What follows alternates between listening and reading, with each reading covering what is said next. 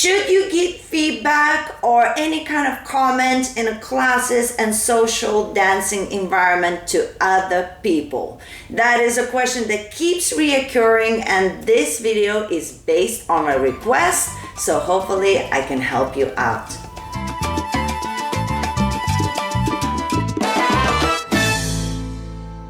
Hello everybody and welcome to my channel. Rasa the dancer is here, and I know all of you people who are watching this video, you are so immersed into the dancing scene and you want everybody to have fun and at the same time learning a lot, and everybody's doing the right thing and so on and so forth. It's a lot of maintenance, and I get you, I feel you, okay? But there's more to it. It's not always a good idea for you to be involved and give people feedback, but also there's a time and place where you really should. So in this video, I'll break down things in different pointers that hopefully it will help you to understand, and when it's necessary, let it go, and when it's necessary, stand up and say something, okay? I hope the structure in this video will help you to realize where is more important. But also I want to give a shout out to one of our subscribers. This video is for you. There was a request, and of course when people make requests, it makes my day, because it's easier to make videos when people actually are interested in the subject. So this video is for you. You know who you are. All right, so first point, this is a broad generic one, okay? We're gonna get into more detail in a second. The first broad point is, if you are not the teacher in the class, it doesn't matter if you're a teacher in general, but if you're not a teacher in the class that you are attending, you are not supposed to give feedback of any sorts unless you ask for it. Somebody asks you to, right? So if you're dancing with somebody and you think they're doing tragic, you're not supposed to give feedback unless that person says, am I doing okay, or is there something that you think I should work? Whatever that might be, any kind of question, then unload. But if you're not asked, zip it. Nada, nothing. It is not your responsibility. If the teacher in the class is not doing good enough job to sort out the situation, so the majority of people get the most important points, it is sad, but it is not time or place to fix it. Afterwards, you can actually have a conversation with the teacher and say, the class and moves were great, but when I was dancing with these people, none of them seemed to get it. Maybe we could repeat it again next week. Maybe we could find a way or whatever to make sure that they do, because I'm afraid they'll be trying it and it just felt so uncomfortable in the class. That's a conversation you can have with the teacher. We accept that kind of conversation because we are excited. Okay, let's do it again. Let me see how I could make it better. But we don't give feedback to people. You know why? It's not because it's bad, because you don't know who's receiving it. You don't know that person well enough. If it's your friend and you have some sort of conversation outside and like you give each other feedback all the time, of course, that's a different scenario. But you don't know that person. You don't know what mental state they're in today.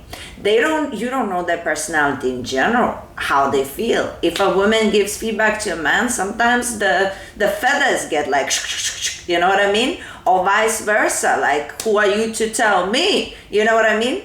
So none of your concern. Not everybody receives information. Doesn't matter how beautifully you're gonna present it, unless you're actually hurting, right? If somebody is doing something and it's painful or dangerous, you can of course nicely say, hey, look, hey, I like my life and I want to stay alive. Yes. You can make a little joke here and there and so on and so forth. That of course, but not like random things like you have to step back step, or things like that, or like you pulling and pushing instead of flowing.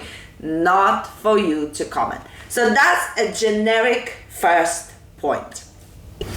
All right, another very important thing to realize, when you are in a specific place, you need to understand what this place stands for. So I know if I want intense training where everybody extremely focused on learning and the fun for them is the detail, and the teachers there are a little bit more strict and they really, push their students, I know I need to go to the place A. If I'm gonna go somewhere and I want to relax, and the people that go there are super fun and I enjoy the vibe and the lineups and this and that, whatever, the extra little something, I know I'm gonna go to a place B. If I don't care about the dancing so much, I just love the party and the best party is there, I'm gonna go to a place C. So if you are in a place that is already established, they have their regular teachers and they have the regular classes with regular people, the environment that is already set, no matter how frustrated sometimes you might be, it's not for you to change. You can have conversations with the people outside the classes and with the teachers, and have a deeper conversation about what would be more beneficial for everybody, and see how other people respond, or the promoters or the teachers, and whether they're more open-minded to slightly change the structure or something. But that's the best you can do, because this is a place B, C, or A, or whatever, and you cannot in that place suddenly change the structure, right? So understanding that sometimes circumstances do matter. None of it is wrong or right. Different people dance for different reasons, hence why different people search for different places, right? So it's very unfortunate sometimes in specific countries or cities, the scene is very small and you don't get a choice, and you want to learn, and maybe it's more for fun and not so like technique driven, and people very serious about their skill set, and you want that. There's nothing you can do, because unless you the majority, it's not going to change. Then it's unfortunate, and that's why a lot of people travel outside the places to congresses and different events, and book private lessons and do other things, because they lack that in the community where they are. So if something is not fair or whatever, but it is what it is, and it's for every person that is suffering, there's another person who's happy with it, and for every person who's happy with it, there's a person who's suffering. So it's just a matter of understanding your environment, who's the majority, and we cater for the majority, of course, because we want the most people to be involved in dancing as possible, and then we try to make it as also good for you as possible. But somebody, you cannot make everybody the same happy. So I think that's an important point to understand as well. Understand where you are, what's your scene in that place, and not judge it, but just to understand it, the circumstances, and then maybe find other outlets to satisfy what you're lacking. And finally, it's the biggest responsibility is on the promoters and the teachers. What are they setting up the night to be? It's unfortunate that sometimes the serious technique-driven places are not really relaxed and jokey and stuff. Because if they would be, people who are there for fun, they would still be having fun, but seriously training. For some reason, if you go somewhere where it's fun, it's lacking in technique. And if you go somewhere where it's technique, it's lacking in fun. Which I don't believe that it should be the case. I like to drill things. I'm a little bit like an army with the stick, ta, ta, ta, ta, ta. But then I'll joke half of the class and make myself laugh so much that I cry in the class. But we train serious stuff. But I believe that if people are having fun, their brain relaxes and absorbs information better. That's all.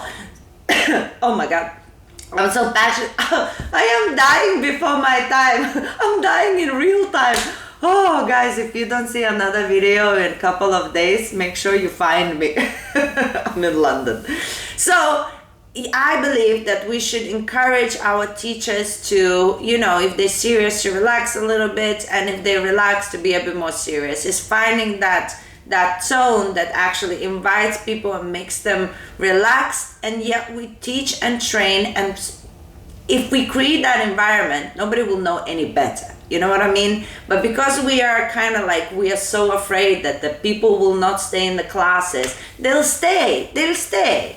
And we then, you know, we slacking off a little bit on telling them off, but just it's so much on the teachers as well. So we should encourage the teachers to be a bit more brave to give feedback. Thank you so much for watching, and of course, as always, the floor is yours. Leave a comment if you can relate to what I'm saying today on this video. And guys, subscribe to the channel if you haven't yet. Please help me grow my following so I could increase the quality of the videos and have other ideas for new kind of projects. And now I'm gonna leave you with more videos where you can check out different ideas about what the scene should be like, and keep on exploring this channel, guys. We have so much to offer. Now I'm sending you my kiss, and I am out.